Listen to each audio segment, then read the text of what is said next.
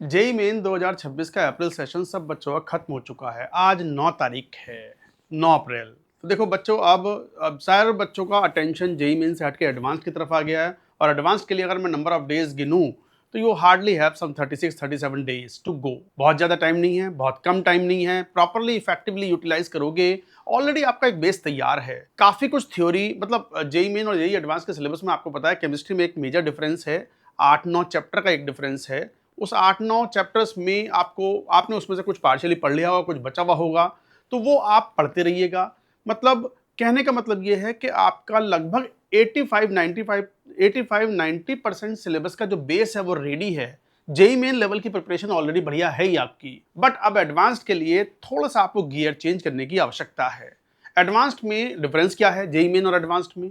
Advance के अंदर जो क्वेश्चंस आएंगे, चाहे वो फिजिक्स हो, केमिस्ट्री हो, मैथ्स हो, चलो मैं केमिस्ट्री पॉइंट ऑफ व्यू से बात कर लूं, हालांकि it is applicable for physics as well as maths also. Chemistry के अंदर वो यूजुअली 2 चैप्टर को क्लब करके क्वेश्चन बनाने की कोशिश करते हैं। वो P block and qualitative analysis से क्वेश्चन मिक्स करके बनाएंगे, मेटलर्जी एंड क्वालिटेटिव एनालिसिस से क्वेश्चन मिक्स करके बनाएंगे, इलेक्ट्रोकेमिस्ट्री प्लस आयनिक का क्वेश्चन मिक्स करके बनाएंगे, और थर्मो तो हर चैप्टर के साथ ब्लेंड हो ही जाता है। केमिकल बॉन्डिंग और कोऑर्डिनेशन के कंपाउंड दे देंगे, 9 कंपाउंड्स के कौन से sp3 हाइब्रिडाइज्ड हैं, किनकी शेप ऑक्टाहेड्रल है, किनकी शेप क्या, इस टाइप के क्वेश्चंस वो बनाने की कोशिश करते हैं। अल्टीमेटली इससे क्या होता है कि बच्चे की एक overall understanding, overall conceptual clarity को चेक किया जाता है जेई एडवांस के पेपर में।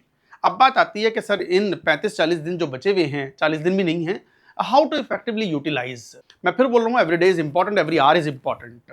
मैं बहुत लंबे वीडियो नहीं बनाता, कंपटीशन इज वेल नोन, चाहे वो मोहित सर हूँ, मैं हूँ, एबीजे सर हूँ, मतलब इसमें बोस्ट करने वाली ऐसी कोई बात नहीं है, बट हम बहुत ज़्यादा बच्चों का टाइम वेस्ट नहीं करते। सीधी बात, नो बकवास, मतलब डायरेक्टली पॉइंट बताएंगे कि ये पॉइंट्स हैं, ये आपको फॉलो करने चाहिए। हर बच्चे की कंडीशन अलग होती है, हर बच्चे की प्रिपरेशन लेवल अलग होगा। कोई बच्चा ऐसा होगा सिलेबस मेरा बहुत कुछ कंप्लीट है बट प्रैक्टिस ही कमी है। कोई कहेगा सर मेरा जेई मेन का सिलेबस भी बढ़िया है, एडवांस की भी प्रैक्टिस बढ़िया कर रखी है, एक्स्ट्रा सिलेबस जो है वो मैंने कवर अप नहीं किया हुआ है। तो मैं यहां पर आपको बता देता हूं कि what you should do for the next 35 to 40 days. ऐसा नहीं है कि सारे बच्चे कंपटीशन में एनरोल्ड हैं, कंपटीशन में पढ़ रहे हैं, मतलब किसी पर्टिकुलर इंस्टीट्यूट में सारे बच्चे नहीं पढ़ रहे होते हैं, कोई बच्चा कहीं इंस्टीट्यूट में, कोई ऑफलाइन में है, कोई ऑनलाइन में है, बट टाइम आपका लिमिटेड है। इस टाइम के अंदर आपको क्या करना चाहिए? आपके इंस्टीट्यूट ने यदि कोई आपको एक ऐसा कोर्स दिया हुआ है जो एक टाइम बाउंड फ्रेम मैनर में आपका पूरा रिवीजन करवा दे, प्रैक्टिस करवा दे, और सारा का सारा जो फॉर्मूलों का एक समरी है प्रैक्टिस के साथ में वो करवा दे, तो बहुत बढ़िया है। और यदि ऐसा नहीं है तो कंपटीशन के ये 2 कोर्सेज बहुत ही आइकॉनिक इंपॉर्टेंट कोर्सेज हैं, बहुत सारे बच्चे इसमें पढ़ाई करते हैं, एंड बिलीव मी, मतलब हम देखो हमारा कोर्स है तो हम तो अच्छा बताएंगे ही, बट वाकई अच्छा है क्योंकि मेहनत से बनाया हुआ है हमारे द्वारा। मोहित सर ने, मैंने, एबीजे सर ने और एनएस सर ने ही सारे लेक्चर्स हमने ये बनाए हुए हैं बच्चों के लिए। ये 2 कोर्सेज हैं, किस बच्चे को कौन से कोर्स में एनरोल करना चाहिए मैं वो आपको ये बता रहा हूं। चलिए पहले बात करते हैं एबीसी कोर्स। ये एबीसी कोर्स जो है ये ऐसा कोर्स है कि बच्चे ने जेईई मेन की तैयारी की हुई है, एडवांस का एक्सपोजर काफी कम है उसने, और पीवाईक्यूज भी सॉल्व नहीं किए हुए हैं, तो फिर ये कोर्स लेना चाहिए। इसके अंदर 25 लेक्चर्स मिलेंगे जिसमें हमने प्रैक्टिस करवाई है, ऐसे क्वेश्चंस लिए हैं जो जेईई मेन प्लस लेवल के हैं, बहुत टफ लेवल के नहीं है एडवांस्ड के, बट जेई एडवांस्ड का जब पेपर आएगा उस पेपर में यू मान के चलो 40-45%, 50% तक क्वेश्चंस इजी वाले होते हैं, 15-20% मॉडरेट होते हैं, और 15-20-25% टफ वाले क्वेश्चन होते हैं। तो जो इजी मॉडरेट क्वेश्चन कैसे आते हैं वो हमने एबीसी में कराया है। तो जिन बच्चों ने केवल जेई मेन ओरिएंटेड प्रिपरेशन की है उनको एबीसी पे जाना चाहिए। 25 लेक्चर्स हैं जिसमें प्रैक्टिस करवाई है चैप्टर वाइज हमने, हर सब्जेक्ट में। 25 उनकी पैपीज हैं। पैपी शीट का मतलब वो डीपीपीज हैं, क्वेश्चन बैंक है कि हर लेक्चर देखने के बाद you are suppose to do those questions which are given in पैपी। उनके सॉल्यूशंस भी अवेलेबल हैं, वीडियो सॉल्यूशंस भी अवेलेबल हैं, डाउट सपोर्ट भी आपको मिलता है ताकि बच्चे किसी भी तरह की दिक्कत हो तो वो अपनी पढ़ाई करें। चैप्टर वाइज टेस्ट अवेलेबल होंगे कि जो चैप्टर पढ़ लिया उसका टेस्ट भी दें।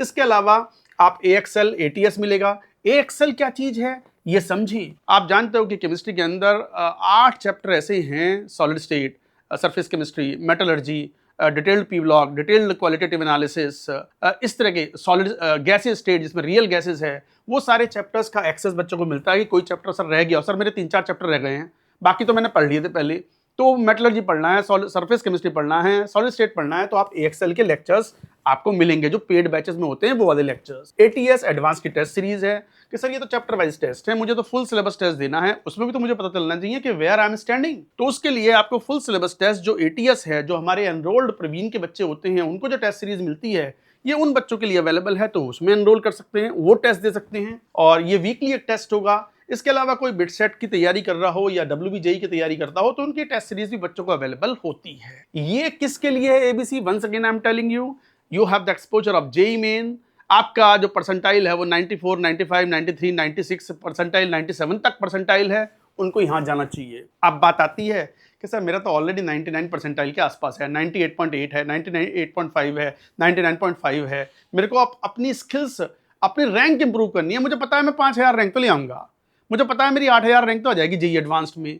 8000 को कैसे घटा करके मैं बढ़िया रैंक लेके आऊं और 3000 पे आऊं, 2000 पे आऊं, 2000 की रैंक को मैं कैसे 1000 पे लेके आऊं, 1000 वाली रैंक कैसे 500 आए। कैट्स बहुत ही iconic course, advance level equation है, बढ़िया लेवल इक्वेशन है, आसान क्वेश्चन नहीं है, मैं बस साफ बोल रहा हूं। जिस बच्चे ने केवल जेई मेन की तैयारी करी हुई हो वो कैट्स ना ले, वो पहले एबीसी में जाए। और इसमें 25 लेक्चर्स हैं ईच पीसीएम। ऑफ कोर्स ये लेक्चर्स बिल्कुल अलग हैं दोनों। इसके अंदर अच्छे टफ क्वेश्चंस, ऐसे क्वेश्चंस लिए हुए हैं जिसमें दो चैप्टर क्लब करके हमने पूछा हुआ है। 25 इनकी कैप्स हैं, मतलब डीपीपीज हैं, दमदार डीपीपीज हैं। ये डीपीपी सॉल्व करते हो तो खूब जोर आएगा आपको, बट जोर आएगा तो दिमाग पे जोर पड़ेगा तो वो चीजें भी आपकी रिटेंशन बढ़िया होगी। कोकैट भी है इसके अंदर, चैप्टर वाइज टेस्ट हैं, ये आप दे सकते हो। इसके अलावा एक्स्ट्रा जो सिलेबस है फिजिक्स, केमिस्ट्री, मैथ्स में, मेजरली केमिस्ट्री में जो है वो AXL बैच आपको एक्सेस मिल जाएगा। किसी का सॉलिड स्टेट हो, जैसे मैंने समझाया था अभी, वो आप यहां से फिनिश कर सकते हैं। बाकी एडवांस की जो टेस्ट सीरीज है, वीकली टेस्ट, 3-3 घंटे के जो 2 टेस्ट होते हैं, full syllabus test, that access you will be available and you can appear in those tests. In addition to that CATS plus will be there. कोई बच्चा ऐसा है कि सर मैं तो ऑलरेडी आने वाली है मेरी 300, 400, 500 रैंक, 200 रैंक, सर मेरे को तो वो बताओ जिससे मैं और हायर लेवल पर जा सकूं। कैट्स भी कर लिया तो भैया कैट्स प्लस कर लो। कैट्स प्लस जब ही करना है जब किसी का एबीसी हो गया हो, कैट्स हो गया हो, ऑलरेडी एकदम पक्के पे बैठा हो कि 1000 रैंक तो आ ही रही है, चलो इसे घटा करके, इसे बढ़ा करके, मतलब बेटर रैंक करके मैं कैसे 500 लाऊं, 500 से कैसे 200 रैंक लेके आऊं, कैसे अंडर 100 लेके आऊं, तो फिर कैट्स प्लस कीजिए। ये सब कॉम्प्लीमेंट्री फ्री आपको मिलेगा और साथ में बिट सेट की टेस्ट सीरीज, WBJE की टेस्ट सीरीज भी अवेलेबल हैं। एक लास्ट एडवाइस मेरी और, PYQ जरूर सॉल्व करें, खासकर पिछले 2006 के बाद वाले PYQ सॉल्व करें। इतने नहीं कर पा रहे हैं तो 2014 के बाद वाले PYQ जरूर सॉल्व करें। अब बच्चों के दिमाग में अभी भी वो जेई मेन घूम रहा होता है, घुमड़ घुमड़ करके कि सर इतने सारे PYQ, इतने सारे नहीं है भैया, हर साल एक ही पेपर होता है एडवांस्ड का। ये जेई मेन है जिसमें 18-18, 20-20 पेपर होते हैं हर साल और इतने सारे क्वेश्चन हो जाते हैं। एडवांस में तो एक ही पेपर होता है तो बहुत ज़्यादा टाइम नहीं लगेगा। PYQ जरूर सॉल्व करें, कॉन्सेप्चुअल क्लैरिटी पर फोकस करें। These 35 days can change your time. All the very best.